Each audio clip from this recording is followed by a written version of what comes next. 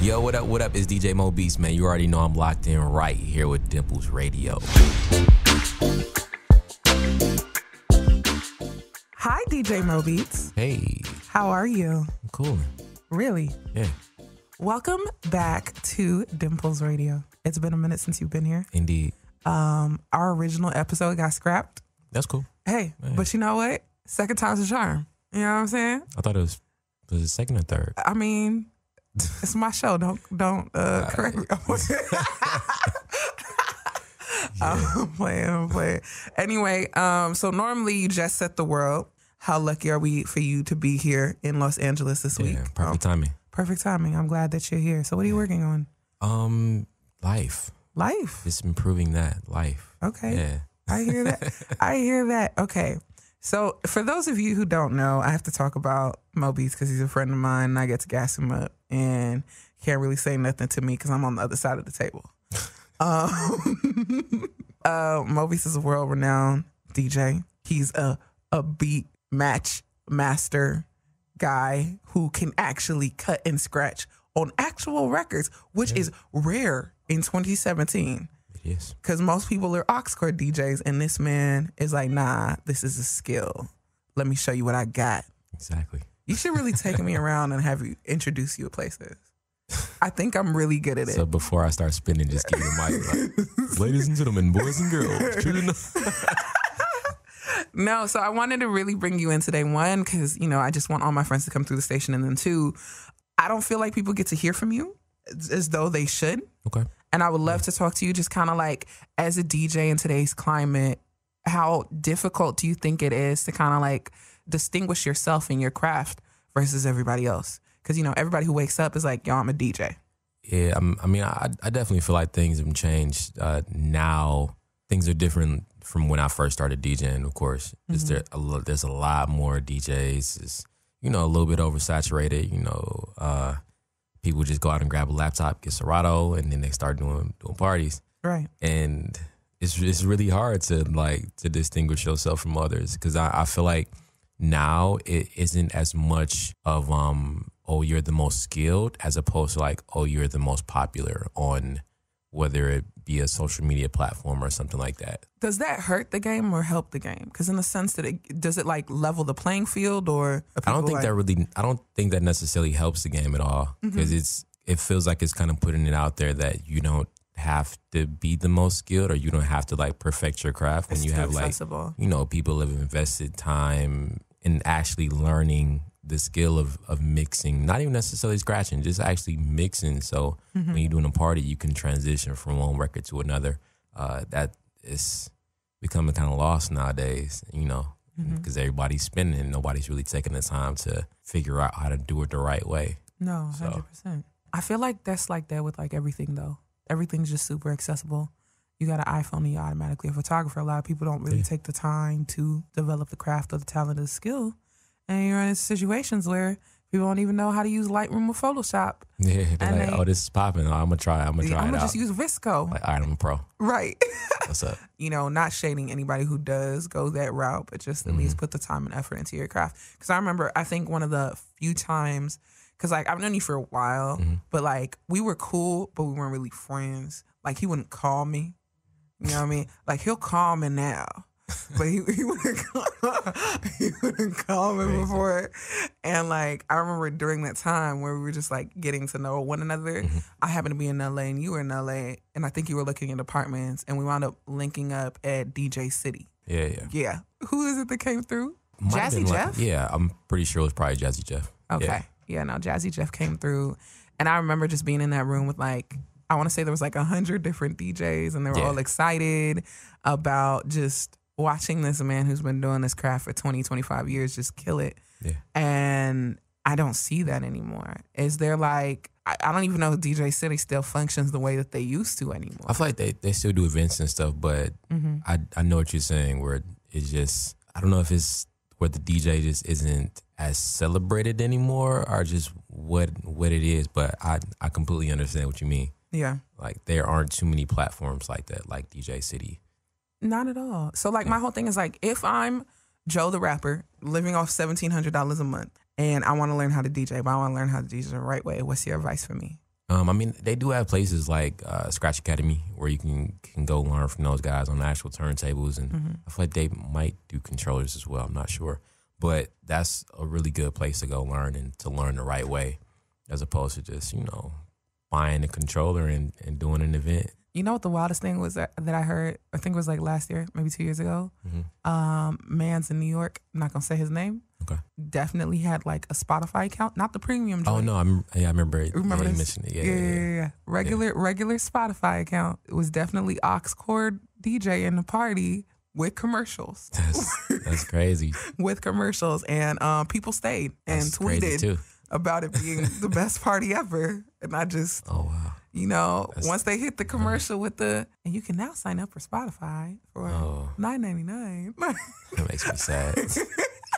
I would have, because Spotify gives you like the crossfade options. Oh, you know so what I mean? I never tried it. You never tried the crossfade options of Spotify? No. Literally, all you got to go do, because I'm a nerd. Okay. I don't like gaps in between my songs. You know what I mean?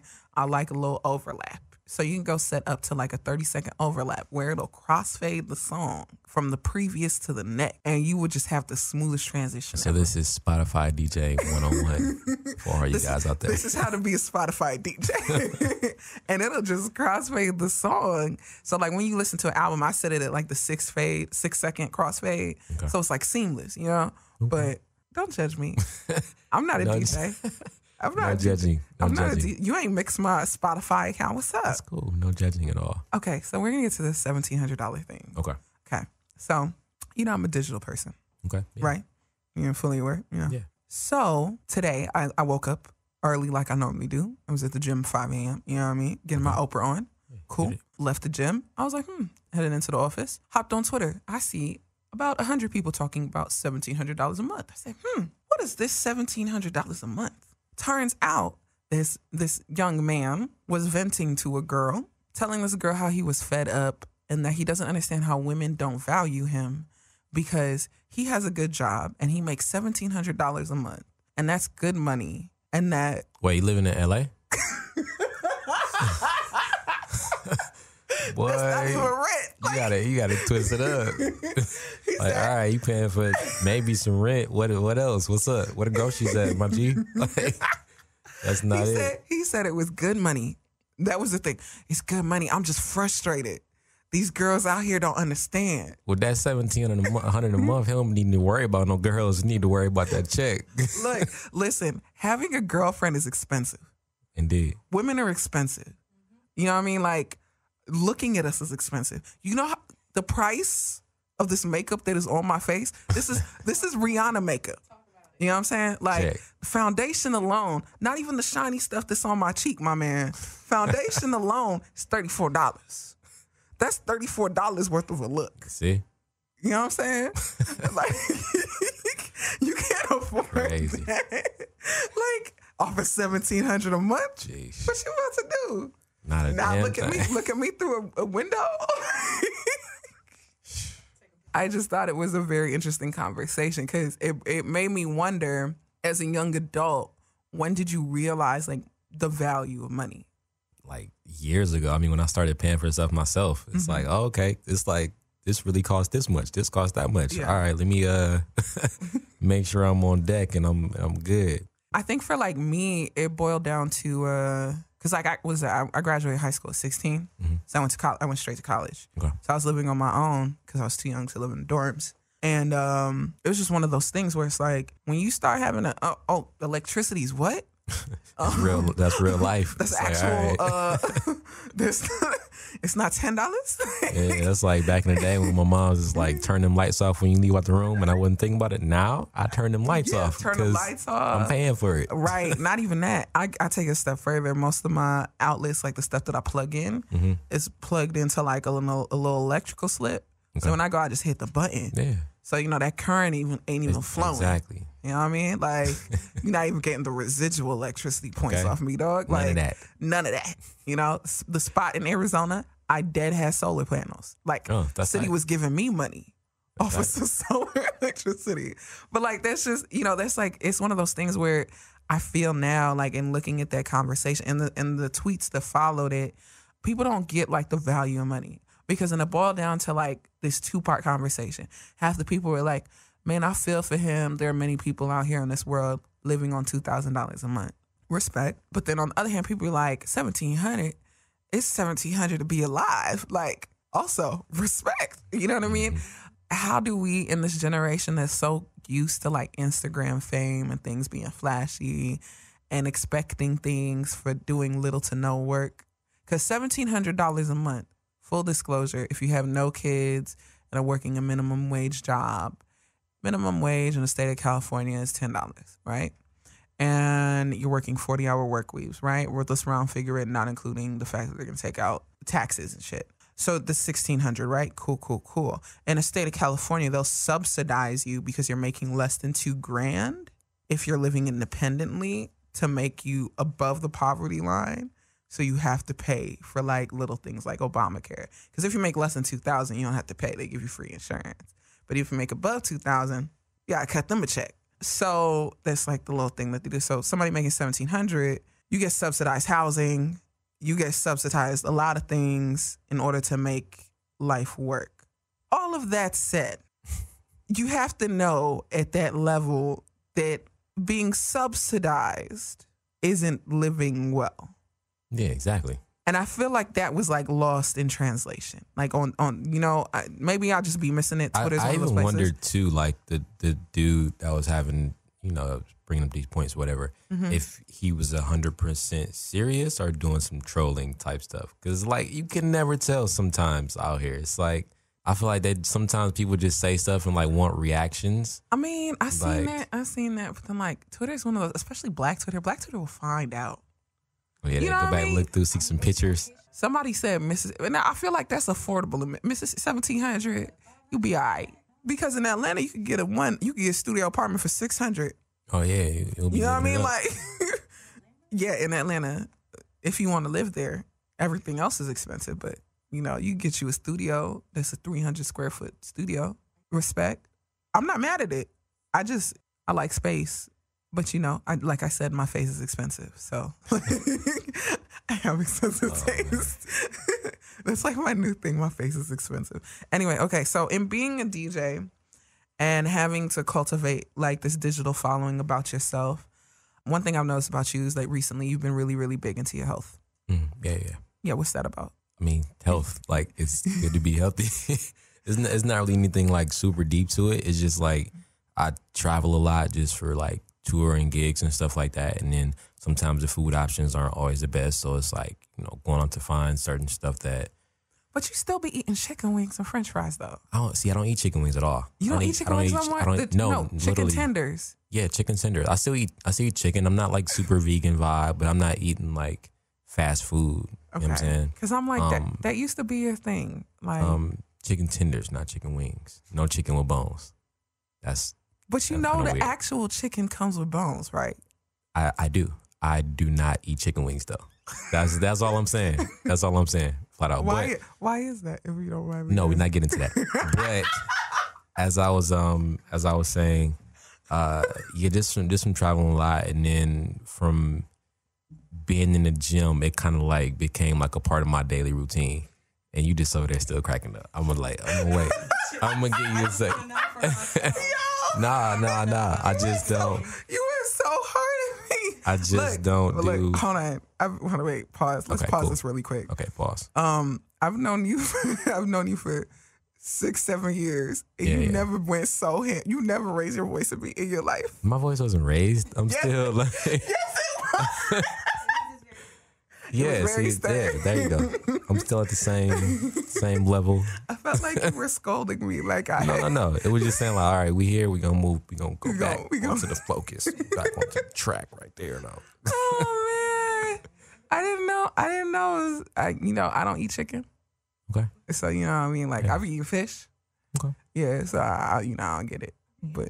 I think he just don't like the bone. Yeah, one has bones, one doesn't. I think he just doesn't like the bone. That's all. It ain't nothing super deep. Nah. He just doesn't like the bones of chicken wing. But you know what though? Is this one of those phallic things where it's like you just don't like how it looks when you eat it? Nah, it's just, and I see how you're like still getting that answer, but like, you know what you're doing right now. Okay. No. Because I have a friend who refuses to eat like popsicles, corn dogs, ice cream pops, hot dogs, because it's like they look phallic. You know what I mean? So like, and he just doesn't. He's like, yeah, I'm not gonna eat that shit. No, it's nothing like that. It's just literally like with boneless chicken, I can just literally just eat the whole thing. Nah, I get you. Like, you know what I'm saying? All right. Yeah. All right. Yeah, all right. But no, just with the whole gym stuff, it kind of like became a part of my daily routine. And then once I started to really see results as far as from working out, I was like, all right, man, I got to keep doing this. And it's a good start to the day. You know what I'm saying? Get some cardio in the morning, some weights or whatever. And I'm just hooked now. Okay. I'm just like on it. Are you going to be a model? I mean, we'll see. I don't know. I feel like you got the vibe. I actually did. I had a meeting with an agency probably like a week and a half ago. Ooh. So I don't know. Fingers crossed. I'm gonna cross my fingers for you. Nigerian vibes. I need more Nigerian models. Exactly. I'll be like, he looks like me. The accent. At every ad campaign he's in, look at my friend. Look, man, you know me. I'm your biggest cheerleader. So no worries. So I have a question, and I did this last week in interviewing AD, and it was just absolutely hilarious, simply because I didn't know what she was gonna say. So I'm gonna ask you a similar question. What is the wildest thing you have ever been DM'd? Because you be traveling and you meet a lot of people, or people see you. Oh man. Okay. Know. I feel like the DM wasn't wild, but it was just the events and things associated with that and the person I was playing. So we had a show coming up in Denver, and then this chick DMs me like a couple weeks before, like, "Hey, I see you guys are coming out," and and she's like, "Oh, you know what I'm saying?" And I like, Fred just didn't respond, and then she like started hitting me on Snapchat. So I was like, where you get the receipts? Yeah. So I'm like, looking, like, don't respond. She even like sent her number. I legit like didn't hit her. I was like, all right, whatever. And then we ended up getting to Denver, and she's like still like hitting me on IG, and I had to like, I just ended up blocking her because like, I mean, we've been touring for a long time. I'm not stupid. Like, and you can see certain signs when it's like, all right, you're a bopper. You do this every time somebody comes to town. Yeah, like, I'm not on that. So then a couple weeks later, I see on social media where she, basically my boy ended up finding out she was like with all these athletes, all these rappers, all this and that. And so she's a professional groupie. Yeah, basically. And then she ended up getting with T Grizzly when he was out there. And it was all on social media, like. Oh, so basically you dodged a bullet. Yeah. I mean, but it's not in your character anyway. Not at all. No. You're really chill. Yeah, I'm like. I will say this. He's a very good guy. I know a lot of people in this industry that have a lot of access to a lot of things. And a lot of them kind of, wild out a little bit. I'm the homegirl that people normally tell their wild out stories to. So I know a lot of stuff. And I will say this guy over here, he's a good one. Super chill. He's really not about that noise. Yeah. Not about that noise. And my New York accent, not about that noise, guys. Hey, but it's real though. I just think in this age now, I feel like we're a little too accessible. Oh yeah, I feel like I know where this is leading to, because we were talking about just not being as accessible to people. How do you turn it off? Because we're nice people. True. You know what I mean? And I like, because my whole thing is like, I remember being that person on the other end of that, like coming up and like trying to network with people. Like, hey, I feel like it just depends on the approach too, and like the person. And I feel like sometimes initially you can see if somebody has good intentions or if they're just trying to like I feel like I told you about when a DJ from Africa hit me up on DM. No, I feel like I did, because that's when we had the conversation about not being as accessible, because I responded. Yeah. So anyway, DJ from Africa hit me up. He was like, hey, want to see about getting this video drop from your artist you DJ for. You did tell me this. And and I was like, basically, this guy was like, yo, DJ Mo Beatz, can I get a drop from your artist saying that they support me? And like, we don't know him at all. We don't know him at all. I don't even know him. So then he brings up other artists that have done it. And he's like, well, if they have done it, then why can't he? And that's when it's just, I just legit I had to stop responding. Because I was nice in the first place and even like entertaining the convo. Because I didn't know what he was going to be on, or if it was like some business or whatever. Yeah. But it's just like... That's wild. I feel like people are too bold. Yeah, I'm surprised at the stuff that people are comfortable with, like asking like it's no problem. Like, yeah, it's certain things. It's like, why do you feel entitled to this? You know, I've had women DM me on some like, I need you to call me right now. And I look...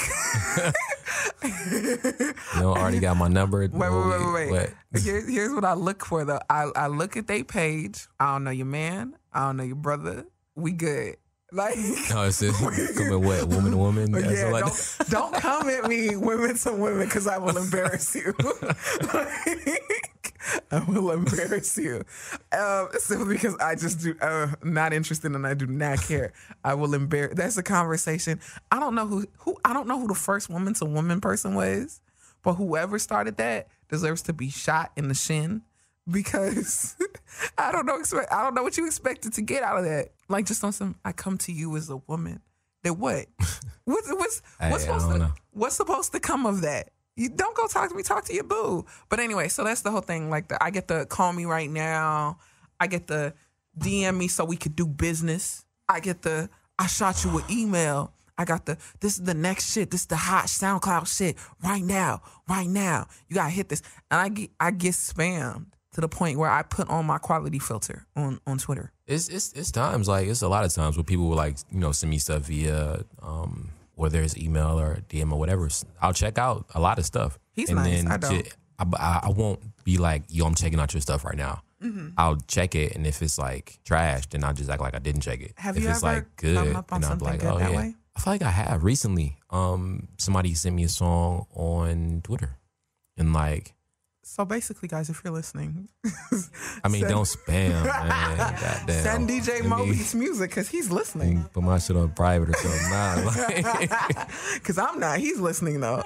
But nah, from time to time, like I'm just like happen to be on a computer or got my phone, I'm chilling. I might actually click a link and check it. Mm-hmm. There's a lot of bad stuff out there. I've 100%. Come across a couple good things. Like it's kind of rare, but I've come across a couple good joints.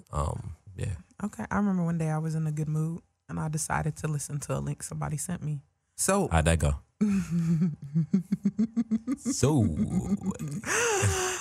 So maintaining my good mood, I was trying to be positive. I was like, hey, I like the idea of this. However, consider re-recording without auto-tune and maybe relayering your vocals. Just or it could just been like, this not it. That probably would have been easier. This not the one. I was trying to be nice. And yeah, no, he came back at me. He's like, nah, this is fire. This is... And that's when you just like, all right, cool. I was like, respect. He's like, yeah, just go ahead and send this to Neo. Or no. Or not. That's a relationship I would rather maintain. Yeah. I don't want him to block me in real life off of your music. Yeah, that's not it. Yeah, so it's not gonna happen. But I just thought it was very funny because I know you get hit with them more because you're a DJ. Yeah, hella. I'm gonna just start sending all my music to you if that's cool. Okay. yeah. Like y'all heard him say, okay, cool. All right, awesome. Crazy. Y'all heard him say, okay. So another thing I really, really want to talk to you about is the NFL protests and your thoughts on Colin Kaepernick. And if you think at this point, because I feel like every day my opinion slightly changes. Mm-hmm. But if you think at this point today, protesting, kneeling the way that it's been or currently being done, is it effective? Not really sure how effective it is right now. I mean, it's bringing a lot more awareness, but I'm just curious how much change it'll bring. I don't know. Fingers crossed. Right. You know what I'm waiting for when it comes to the protests? I'm waiting for NBA, the actual season to start, not preseason, the actual season to start. Because I don't know if you know, but the NBA recently changed their policies, saying that it was a requirement for their players to stand during the national anthem. Oh, when did they change that? How recently was that? 2 weeks ago. Oh. In advance of the season because they knew these protests were going on. And I mean, what's the repercussion? Yeah, it's to be determined. You know what I mean? Like, so I'm just waiting for like the Steph Currys and the LeBrons and the J.R. Smiths and the Dwayne Wade's to kneel. Because I mean, like, yeah, like, what are they really going to do what are if you really gonna everybody's do? kneeling? What are you really going to do to LeBron? Yeah. Or like, Steph? Come on. That's why people are at the game. Right. I like even watch it. So Yeah. come on. Like, literally, what are you going to do? Like, That's gonna be interesting. but you know what, though? It's weird that we're able to say that about basketball, but not able to say that about football when football and basketball have the same black ratio. You know what I mean? Like, you look at a basketball team, 60 to 80% of their players are black. Mm-hmm. You look at a football team, 60 to 80% of their players are black, right? Yes, there's less players on a basketball team, so getting more people to kneel is highly effective because it looks like a higher ratio.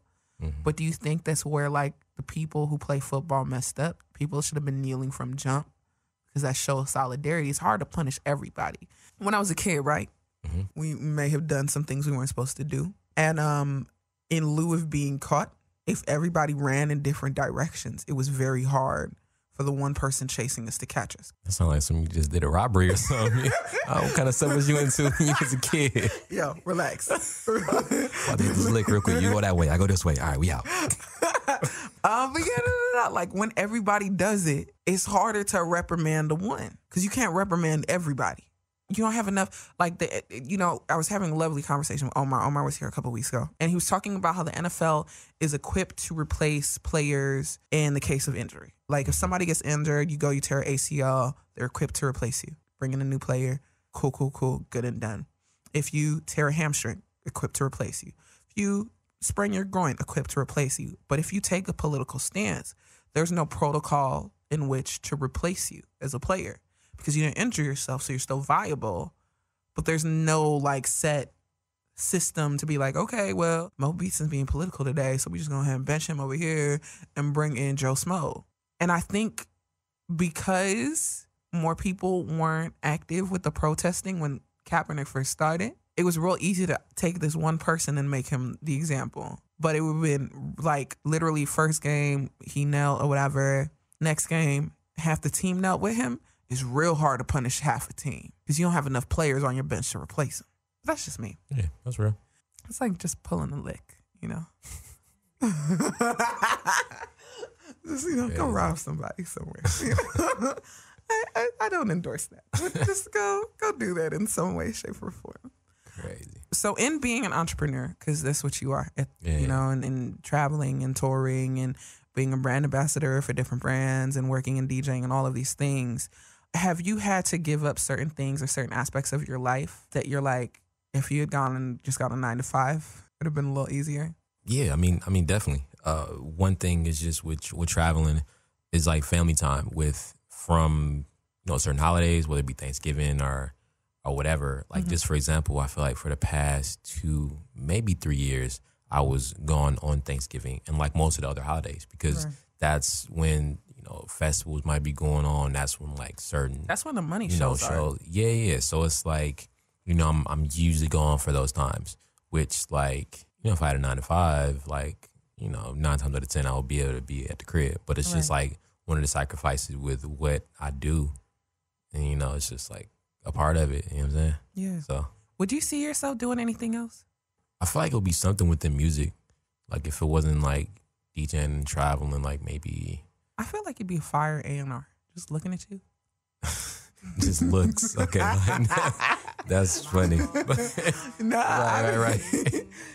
I mean, I feel like it'd be a fire A&R. It would definitely be some music. But just with DJing, it just kind of was my just passion from like 8th grade. You know what I'm saying? Like when I first started, I just had no clue that it would get to the point that it is right now, or even that I could get paid from doing that. It was literally like, yo, I want to do this. Yeah. And then it was like, oh, it's like a real job. How did you start into that real job of yours? As odd as it might sound, I just started. Like I just got the equipment and like practiced in my room for like a year straight. And then, back then it wasn't oversaturated at all. There weren't like a lot of DJs when I was coming up. So, I started doing high school parties, started doing weddings, started doing backyard parties, started doing stuff at school, started doing like college parties. And I was doing 21 and up gigs when I was like 18, 19. Oh, they were sneaking you in the club? I mean, they ain't sneak. I just wasn't like drinking. I was in there working, but that's all it was. I just started. Mm-hmm. And then it just kind of just spiraled and just kept going up and up and up and up. So that's real. yeah. So you and I watch a lot of Gary Vee. Yeah, That's our jam. Yeah, indeed. And he says this thing in one of his episodes, because all his episodes for me run together. But I begin to gist. I be paying attention. You know what I mean? And he says this thing about how people now are looking for permission to start. And he actually made like a 2-minute video where he's like, if you're looking for permission to start, this is it. Like, go do what you need to do. And I feel like you just exemplified that. Like, I feel like I saw something like that recently. I don't know if it was necessarily Gary, but somebody definitely posted something similar to that. That was me on Twitter. Yeah, you favorited that tweet. Was like a video? Yeah, you're welcome. Okay, that's what it was. Okay, cool. Cool. You're welcome. There it is. That was definitely me. You see how there was like a 360? I tweeted that like a week and a half ago, maybe 2 weeks ago. You definitely remember that now. Look at that. This is why I'm his best friend. This is so funny. I forgot where we were and I said it casually and he didn't disagree. Because Mo Beatz over here, he's a very selective friend. He don't let everybody be his friend. But, you know, it's true. I made the inner circle. You know, I made the cut, guys. Yo, you just got them over here just like... You guys can't hear that, but my interest of background just agreeing with me. Yes. God bless their souls. Because I would be out here by my lonesome and he would dare just leave me in silence. I'm just chilling. Leave me in silence. Chilling. Oh, man. Okay, so what are you looking for to close out the rest of your fourth quarter? Because we just started fourth quarter a couple days ago. The rest of the year is pretty much an open canvas. Like, there's a couple things. I'm doing some like overseas stuff, and man, just looking to put together a game plan for top of next year. Whether it be like if we're doing more touring stuff, or if I want to work on producing more, or just more acting. Work my branding. Not really acting. Nah. That's You're not not an actor. No. Nah. I mean, I honestly do want to maybe do like a short, one of these days, like a short film, but like not right now though. I have a question. Yeah, what's up? So a lot of people create stuff, but they don't know where to put it. Where are you putting your creations at? I mean, it depends on what exactly you'll be like referring to, like what as far as creations, like what. Well, you're producing, which is creating for your photos, which is creating video, which is creating. Okay. Like, where's that content? Because a lot of people will go and shoot content, right? And it'll live exclusively on their socials. But what's like the driving force or the driving passion behind what you're creating now, and where do you expect it to live? Well, just for the photo stuff, that's strictly Instagram right now because it's literally just a hobby, but it's also relative to everything else I'm doing with like the DJ stuff and some of the brand partnerships because, of course, you got to take dope pictures for these brands and posts. And then with the production, a lot of that stuff I've just now started to like send out to artists to try to see about getting stuff finalized and finished. So like I might post, snippets of that stuff on social, whether it be Twitter or whether it be IG. But there's no one place where it's like, all right, I'm gonna post all these beats on SoundCloud. I'm gonna post all these beats on whatever. Those are just like things that I'm sending out, trying to, get a finished product to come back. And then video stuff, which I had a huge interest in, like, initially, but it's just like you don't do it no more. Not really. It used to be heavy on the Beats blog, bro. Yeah, it started to become real time consuming, and then trying to get other editors, it's like it just wasn't working. So I was like, all right, I was just trying to focus on too many things at one time. So I was like, all right, let me like kind of narrow my focus a little bit. I still shoot stuff from time to time and might edit like a little short thing to post, but not like the long like type joints. Yeah. It's it was a little much. I hear you. So it's a lot to be visible in 2017. Yeah, it's very necessary too, because like just from posting one piece of content on Twitter or IG or Snap or whatever, somebody that you already know can see that and then be like, oh, and have an opportunity in mind. And just because you just posted something, that might like think of you quicker. Yeah. As opposed to if you don't post something for a month, you know what I'm saying, you might not be the first thing on people's mind. I like how he just shaded me about not posting for a month. Just full disclosure. I mean, it wasn't really. That was definitely shade. No. It wasn't. That wasn't even to you. But I mean, I'm playing. Hey, He's like, but a hit dog holler. No, I posted today, so it hasn't been a month. Boom. Okay. In your face. But yeah, no, I feel like that's like the big thing. I feel like if I had to say what the big difference was from when we started in industry versus now is that in addition for us at the level we're at that have our crafts, we also have to be like everything else. You have to be the personality. You have to be the face. You have to be like your own brand, your own marketing assets, not like whatever. slash, whatever. Because I remember like people like, you know, and I'll use Quick as an example. For the longest time, Quick had no look. Like I didn't know what Quick looked like the first few years I heard him. I just thought he was amazing. But like in today's culture and climate, DJ Quick would have to have a huge pop in Instagram page, which is wild. Yeah, it's a part of the whole thing now. You need that. You need that. Yeah. What you think the next thing is? Because Snapchat's dead. I don't know if I knew the next thing, I would probably be like creating it or on it right now. So I honestly don't know. You know what I think the next thing is? What's that? Facebook Watch. Everybody's gonna be producing their own TV shows on Facebook. Write that down. Remember I told you what's today's date? Write that down. A year from now. I'm sure it's somebody who lives in California or somewhere who might end up seeing this and then therefore I'm like, hey, you know what? Let me go Facebook Watch. Facebook is always going to be currency. Facebook is going to own people. Twitter this time next year will exist, but not in the way that we use it currently. Insta Story is going to take over. I just have a lot of social predictions because that's the world I work in. Like you're getting Gary Vee on right now. Am I really? Definitely is very. You know, I will say V-ish. I will say this. He inspires me in the fact that he can be such a left field marketing nerd and release his own shoe.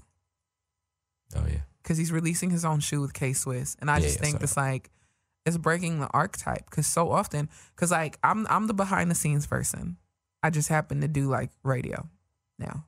Yeah. Because it's something I've always wanted to do. So I do. Yeah, there it is. You know, life happens. But in being the behind the scenes person, it's never been like my thing to be like, I've never visioned myself having like my own shoe or my own t-shirt company or clothing. And it's just whatever. It's crazy now because it's like wide open. It's like, why not? It's no like, all right, you're in this lane. You can't do this or do that. It's like, I feel like it's pretty open. It's like you can be Oprah and Erica Pittman. And Erica is the lady who runs Combs Industries for Diddy. You can do all the above. You could be both. Yeah. All of that. Yeah. Yeah. Here for it. Look, if I ever get an award, have him give my acceptance speech.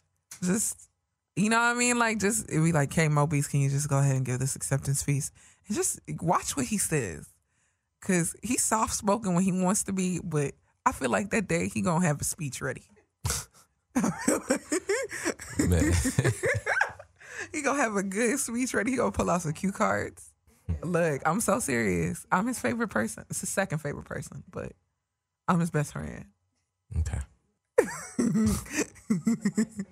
If there were still a MySpace top 8, who would be in your top 8? Oh no, that's too. I don't know. Nah. No. Am I in the top 8? I feel like you'd be up there. Yeah. Okay. Smart answer. I mean, yeah, I don't have the whole list thought out right now. No. As long as I'm in there, we okay, good. Cool. We Gucci. I'm giving you a hard time. So if you had to look at some artists that were out right now and kind of pinpoint who you feel has next, who you got? I feel like as of lately, I really like A Boogie stuff. A Boogie's dope. Yeah. I don't think he's gonna get the credit he deserves, but I think he's amazing. Yeah, he's dope. Man, that's even a hard one right now because I feel like even with rap, it's a little bit more oversaturated than it was too. It's always a new Lil somebody popping off Lil or Pump, coming up. Yeah, Lil Trump. Lil Trump. I might have missed that one. You missed Lil Luckily. Trump, bro. You were very lucky because I did not.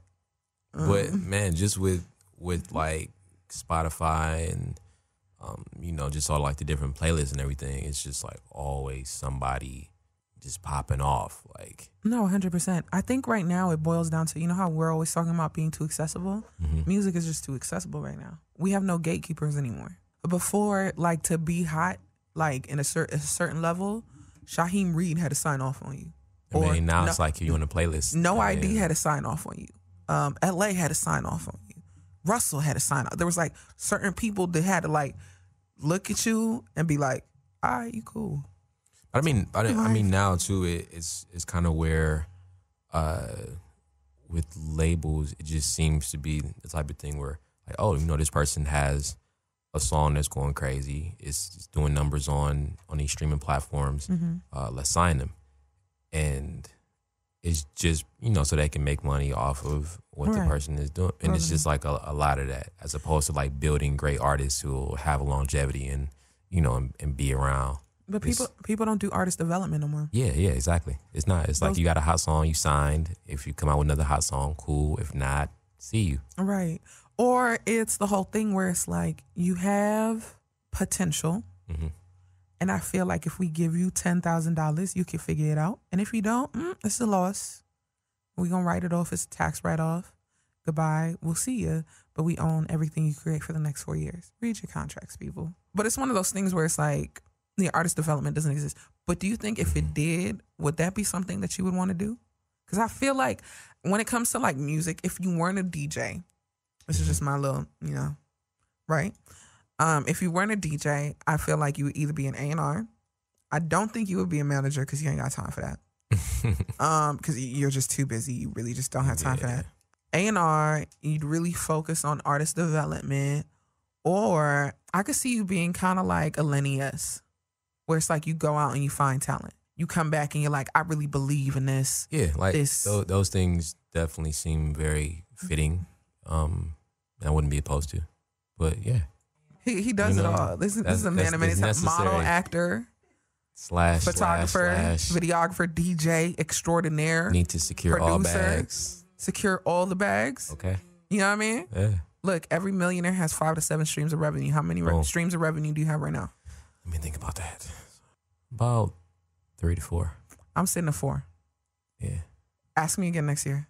Okay. I got you again next week. You know. He's like, nah, I'm going to ask you next week. What's up?